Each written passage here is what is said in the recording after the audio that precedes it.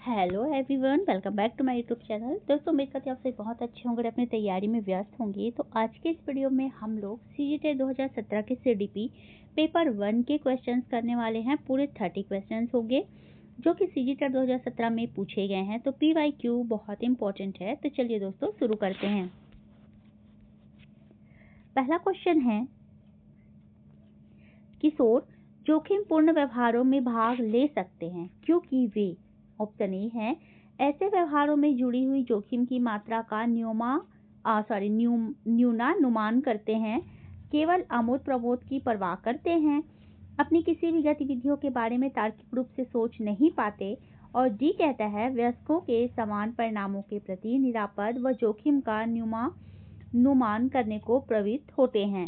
तो किशोर जो है वो जोखिमपूर्ण व्यवहारों में भाग ले सकते हैं क्योंकि वे अपनी किसी भी गतिविधि के बारे में तार्किक रूप से सोच नहीं पाते हैं। तो ऑप्शन सी हमारा आंसर हो जाएगा। सेकंड नंबर का क्वेश्चन है, विद्यार्थियों में व्यक्तिगत भिन्नता होती है, अतः शिक्षकों को चाहिए कि सीखने के एक समान गति पर जोर दे, परीक्षाओं की संख्या में वृद्धि करे, कठोर अनुशासन का पालन करे, और डी है सीखने की विविध अनुभव उपलब्ध कराएं। तो विद्यार्थियों में व्यक्तिगत भिन्नता होती है तो शिक्षकों को चाहिए कि सीखने के विविध अनुभव उपलब्ध कराएं। ऑप्शन डी सही आंसर है। बढ़ते हैं अपने अगले क्वेश्चन की ओर। क्वेश्चन नंबर 3 है, जब एक पीपल का पौधा बढ़कर वृक्ष बनता है तब वह अधिक बड़ा पीपल बन जाता है। यह मत प्रदर्शित करता है विकास की डैश को। तो विच्छिन्नता तथा निरंतरता दोनों को, या कभी विच्छिन्नता या कभी निरंतरता को। तो जब एक पीपल का पौधा बढ़कर वृक्ष बनता है तब वह अधिक बड़ा पीपल बन जाता है। तो यह मत प्रदर्शित करता है विकास की निरंतरता को। ऑप्शन बी सही आंसर है। क्वेश्चन नंबर 4 में आते हैं, उत्तर बाल्यावस्था में बच्चे किन भौतिक इकाई के परिवर्तनों को समझते हैं? मात्रा, ऑप्शन बी है मात्रा व अंक, ऑप्शन सी है अंक, और ऑप्शन डी है मात्रा, अंक और क्षेत्र। तो उत्तर बाल्यावस्था में बच्चे किन भौतिक इकाई के परिवर्तन को समझते हैं? तो ऑप्शन डी हमारा सही आंसर हो जाएगा, मात्रा, अंक और क्षेत्र। इन तीनों की भौतिक इकाई के परिवर्तन को उत्तर बाल्यावस्था में बच्चे समझते हैं। 5 नंबर का क्वेश्चन है, किसी संस्था के पाठ्यक्रम से तात्पर्य है? ऑप्शन ए है संस्था का संपूर्ण कार्यक्रम, बी है संस्था में प्रयुक्त पाठ्य सामग्री, सी है संस्था में प्रयुक्त मूल्यांकन प्रक्रिया, और डी है संस्था में प्रयुक्त शिक्षण शास्त्र। किसी संस्था के पाठ्यक्रम से तात्पर्य क्या है? तो संस्था का संपूर्ण पाठ्यक्रम। किसी संस्था के पाठ्यक्रम का तात्पर्य होता है कि उस संस्था का संपूर्ण पाठ्यक्रम। ऑप्शन ए सही आंसर है। सक्रिय अनुबंधन सिद्धांत को कहते हैं? सक्रिय अनुबंधन सिद्धांत को कहते हैं उद्दीपन अनुक्रिया का सिद्धांत, अनुक्रिया उद्दीपन का सिद्धांत। ए तथा बी दोनों उत्तर है, और उद्दीपन अनुक्रिया और पुनर्बलन। तो सक्रिय अनुबंधन का सिद्धांत किसने दिया था? सक्रिय अनुबंधन का सिद्धांत देने वाले थे स्किनर ने सक्रिय अनुबंधन का सिद्धांत दिया था। तो सक्रिय अनुबंधन का सिद्धांत किसे कहते हैं? तो आरएस थ्योरी को सक्रिय अनुबंधन का सिद्धांत कहते हैं। अनुक्रिया उद्दीपन को सक्रिय अनुबंधन का सिद्धांत कहा जाता है। तो ऑप्शन बी सही आंसर हो जाएगा। किशोरावस्था की विशेषताओं को सर्वोत्तम रूप से व्यक्त करने वाला एक शब्द है? विकास, परिवर्तन, समायोजन या अस्थिरता। तो किशोरावस्था की विशेषताओं को सर्वोत्तम रूप से व्यक्त करने वाला एक शब्द कौन सा है? तो है परिवर्तन। ऑप्शन बी सही आंसर है। क्वेश्चन नंबर 8 है, राष्ट्रीय पाठ्यचर्या की रूपरेखा 2005 में निम्न में से किस परीक्षा संबंधी सुधारों को सुझाया गया है? कक्षा 10 की परीक्षा ऐच्छिक, प्रतियोगी प्रवेश परीक्षा ऐच्छिक, कक्षा 5 की परीक्षा बोर्ड परीक्षा, और कक्षा 10 तक कोई परीक्षा नहीं। तो राष्ट्रीय पाठ्यचर्या रूपरेखा 2005 में किस परीक्षा संबंधी सुधारों को सुझाया गया है? तो सही आंसर हो जाएगा कक्षा 10 की परीक्षा ऐच्छिक। ऑप्शन ए सही आंसर हो जाएगा। एमआरआई की एक प्रक्रिया है। एमआरआई क्या है? कैसी प्रक्रिया है एमआरआई? तो कैसी प्रक्रिया है? तंत्रिका प्रतिबिंब की प्रक्रिया है, पैथोलॉजी प्रक्रिया है, सोनोग्राफी प्रक्रिया है, या एक्स किरण प्रक्रिया है? तो एमआरआई कैसी प्रक्रिया है? तो तंत्रिका प्रतिबिंब की प्रक्रिया है। क्वेश्चन नंबर 10 है, निम्नलिखित में से कौन सा बाल्यावस्था की प्रमुख विशेषता नहीं है, पूछा गया है। शारीरिक व मानसिक स्थिरता, वास्तविक जगत से संबंध, दूसरों पर निर्भरता या रचनात्मक कार्यों में आनंद। तो बाल्यावस्था की प्रमुख विशेषता कौन सी नहीं है, तो दूसरों पर निर्भरता। ऑप्शन सी सही आंसर हो जाएगा। चलिए आगे बढ़ते हैं और क्वेश्चन नंबर 11 को देखते हैं। क्रियात्मक विकास का मस्तकाधोमुखी नियम विकास को बताता है। अगर आपको ऐसा हिंदी समझ में नहीं आता है तब के कंडीशन में आप लोग इस इंग्लिश का क्वेश्चन देख लिया कीजिए। यहाँ मस्तकाधोमुखी लिखा हुआ है, बाई चांस अगर आपको समझ में नहीं आता है तो यहाँ पर लिखा हुआ है सिफेलोकॉडल, तो इंग्लिश में देख लिया कीजिए। क्रियात्मक विकास का मस्तकाधोमुखी नियम विकास को बताता है पैर के अंगूठे से मस्तक तक, मस्तक से पैर के अंगूठे तक, मेरुदंड से हथेली की अंगुलियों तक और हथेली की अंगुलियों से मेरुदंड तक। तो क्रियात्मक विकास का मस्तकाधोमुखी नियम विकास को बताता है मस्तक से पैर के अंगूठे तक, इसका मतलब है सिफेलोकॉडल। तो सिफेलोकॉडल में जो बालक का विकास है वह मस्तक से पैर के अंगूठे तक, सिर से पैर तक जाता है। इस वजह से ऑप्शन बी हमारा सही आंसर हो जाएगा। क्वेश्चन नंबर 12 में आते हैं। मंद श्रवण हानि का स्तर है। क्वेश्चन नंबर 12 कहता है मंद श्रवण हानि का स्तर है 0 से 25 डेसिबल, 26 से 40 डेसिबल, 41 से 55 डेसिबल और 56 से 70 डेसिबल। तो मंद श्रवण हानि का स्तर है ऑप्शन बी 26 से 40 डेसिबल। पूर्व संक्रियात्मक चिंतन की विशेषता है। पूर्व संक्रियात्मक चिंतन की विशेषता है केंद्रिता, अविनाशिता, क्षैतिज डिक्लेज या ए बी त्रुटि। तो क्वेश्चन नंबर 13 का सही आंसर हो जाएगा पूर्व संक्रियात्मक चिंतन की विशेषता है केंद्रिता, ऑप्शन ए सही आंसर हो जाएगा। चलिए आगे बढ़ते हैं और अपना अगला क्वेश्चन देखते हैं। पियाजे के सिद्धांत में पराधीन नैतिकता डैश के दौरान दिखाई पड़ती है। पियाजे के सिद्धांत में पराधीन नैतिकता डैश के दौरान दिखाई पड़ती है 1 से 4 वर्ष की उम्र में, 4 से 7 वर्ष की उम्र में, 7 से 10 वर्ष की उम्र में और 10 वर्ष से आगे। तो पियाजे के सिद्धांत में पराधीन नैतिकता 4 से 7 वर्ष की उम्र में दिखाई पड़ती है। तो ऑप्शन बी हमारा सही आंसर हो जाएगा।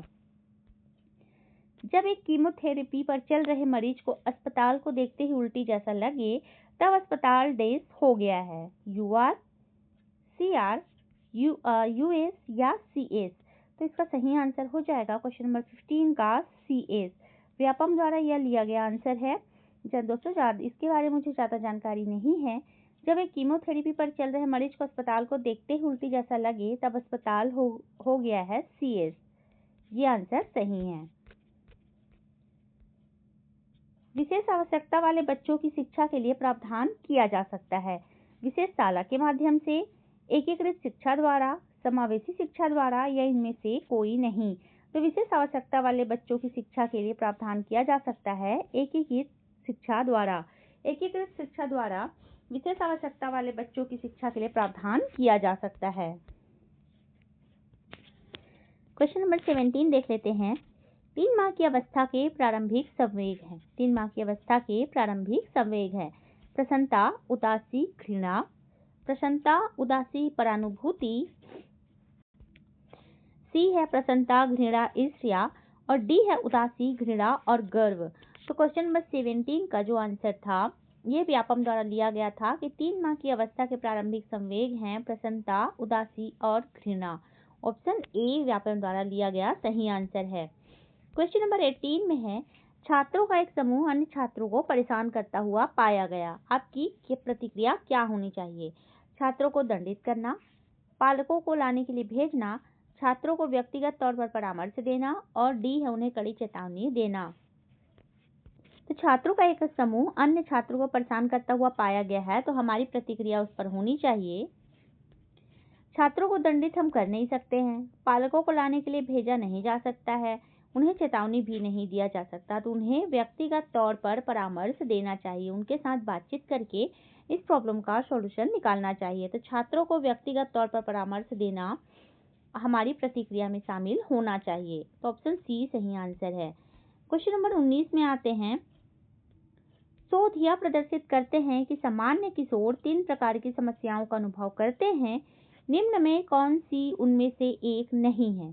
शोध प्रदर्शित करते हैं कि सामान्य किशोर तीन प्रकार की समस्याओं का अनुभव करते हैं, निम्न में कौन सी उनमें से एक नहीं है? तो पहला है पैतृक अंतर्द्वंद, मिजाज परिवर्तन, आत्मीयता का भय, और डी है जोखिम लेना।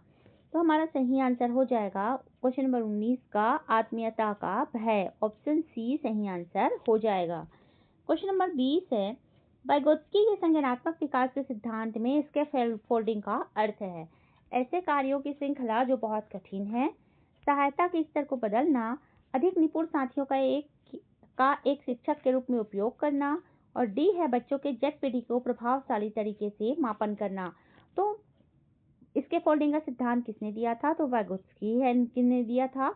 वाइगोत्स्की के संज्ञानात्मक विकास के सिद्धांत में इसके फोल्डिंग का अर्थ है अधिक निपुण साथियों का एक शिक्षक के रूप में उपयोग करना। Option C is the correct answer. Question number 21 है, अभिवृद्धि का संबंध बालक के व्यक्तित्व के किस पहलू से है? मानसिक, शारीरिक, चारित्रिक या भावनात्मक? तो अभिवृद्धि का संबंध बालक के उस किस व्यक्तित्व से है? तो शारीरिक व्यक्तित्व से है। ऑप्शन बी सही आंसर हो जाएगा। 22 नंबर का क्वेश्चन है, निम्नलिखित में से किस अवस्था में शब्दों को दोहराने की प्रवृत्ति विशेष रूप से पाई जाती है? शैशवावस्था में, बाल्यावस्था में, किशोरावस्था में या प्रौढ़ावस्था में? तो किस अवस्था में शब्दों को दोहराने की प्रवृत्ति विशेष रूप से पाई जाती है? तो क्वेश्चन नंबर 22 का सही आंसर हो जाएगा शैशवावस्था में। चलिए बढ़ते हैं आगे और देखते हैं अपना 23 नंबर का क्वेश्चन। शिक्षा का अधिकार अधिनियम 2009 के अनुसार वंचित वर्ग के विद्यार्थियों को निकट प्राथमिक शाला की किस कक्षा के 25% स्थान में प्रवेश दिया जाना चाहिए? कक्षा पहली में, शाला की प्रथम कक्षा में, शाला की समस्त कक्षाओं में या कक्षा 1 तथा 2 में? तो शिक्षा का अधिकार अधिनियम 2009 के अनुसार वंचित वर्ग के विद्यार्थियों को निकट प्राथमिक शाला की किस कक्षा के 25% स्थान में प्रवेश दिया जाना चाहिए? तो ऑप्शन बी सही आंसर हो जाएगा, शाला की प्रथम कक्षा में। चलिए 24 नंबर के क्वेश्चन में आते हैं। प्रकृतिवादियों के अनुसार विकास में प्रमुख भूमिका होती है आनुवंशिकी की, पालन की, आनुवंशिकी तथा वातावरण दोनों की, और आनुवंशिकी तथा पालन की अंतःक्रिया की। तो यहाँ पर पूछा गया है प्रकृतिवादियों के अनुसार विकास में प्रमुख भूमिका किसकी होती है? तो ऑप्शन बी सही आंसर हो जाएगा, पालन की। चलिए आगे बढ़ते हैं। 25 नंबर का क्वेश्चन है, आत्मसातन व समंजन में मुख्य अंतर है। आत्मसातन वर्तमान ढांचे का उपयोग है, जबकि समंजन नए ढांचे का सृजन। समंजन वर्तमान ढांचे का उपयोग है, जबकि आत्मसातन नए ढांचे का सृजन है। आत्मसातन समंजन के बिना नहीं हो सकता है, और डी है समंजन आत्मसातन की तुलना में जल्दी प्राप्त होता है। तो क्वेश्चन नंबर 25 का सही आंसर हो जाएगा ऑप्शन बी, समंजन वर्तमान ढांचे का उपयोग है, जबकि आत्मसातन नए ढांचे का सृजन है। तो ऑप्शन बी हमारा सही आंसर हो जाएगा। शिशुओं और छोटे बच्चों की समस्याओं के लिए उपयुक्त विधि कौन सी है? सर्वे, व्यक्तिगत अध्ययन, मनोविश्लेषण या अवलोकन? तो शिशुओं और छोटे बच्चों की समस्याओं के लिए उपयुक्त विधि कौन सी है? तो अवलोकन विधि उपयुक्त विधि है। ऑप्शन डी सही आंसर है। संज्ञानात्मक अधिगम एवं नैमित्तिक अनुबंधन में मुख्य अंतर यह है कि नैमित्तिक अनुबंधन केवल अमानुष जन्मों पर क्रियाशील होता है। संज्ञानात्मक अधिगम में प्रोत्साहन की आवश्यकता नहीं होती। संज्ञानात्मक अधिगम एक मानवीय घटना है। और डी है संज्ञानात्मक अधिगम एवं नैमित्तिक अनुबंधन में कोई महत्वपूर्ण अंतर नहीं है। तो संज्ञानात्मक अधिगम और नैमित्तिक अनुबंधन में मुख्य अंतर क्या है पूछा गया हमसे, तो ऑप्शन बी सही आंसर हो जाएगा। संज्ञानात्मक अधिगम में प्रोत्साहन की आवश्यकता नहीं होती है, जबकि नैमित्तिक अनुबंधन में प्रोत्साहन की आवश्यकता होती है। तो ऑप्शन बी हमारा सही आंसर हो जाएगा। 28 नंबर का क्वेश्चन है, बोबो गुड़िया के साथ बंडूरा के अध्ययन में बच्चे एक वयस्क के व्यवहार को प्रेक्षण कर अत्यधिक प्रभावित होते हैं। किस स्थिति ने बच्चों के प्रेक्षणात्मक अधिगम को और अधिक प्रभावशाली बनाया होता? यदि मॉडल की सामाजिक स्थिति उच्च होती, यदि जब बोबो गुड़िया को मारते समय मॉडल गुस्सा हो जाता, यदि बच्चों ने मॉडल पर कम ध्यान दिया होता, और डी है यदि बच्चों ने पहले कभी बोबो गुड़िया नहीं देखी होती। तो क्वेश्चन नंबर 28 का सही आंसर हो जाएगा ऑप्शन बी, यदि जब बोबो गुड़िया को मारते समय मॉडल गुस्सा हो जाता। ऑप्शन बी सही आंसर है।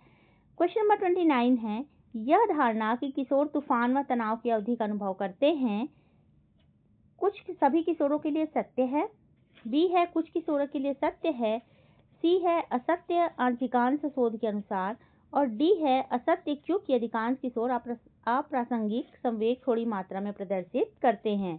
तो क्वेश्चन में पूछा गया है कि जो धारणा है कि किशोर तूफान व तनाव की अवधि का अनुभव करते हैं, यह जो है कुछ किशोरों के लिए सत्य है। यह जो तथ्य है ये सभी किशोरों के लिए सत्य नहीं हो सकता है।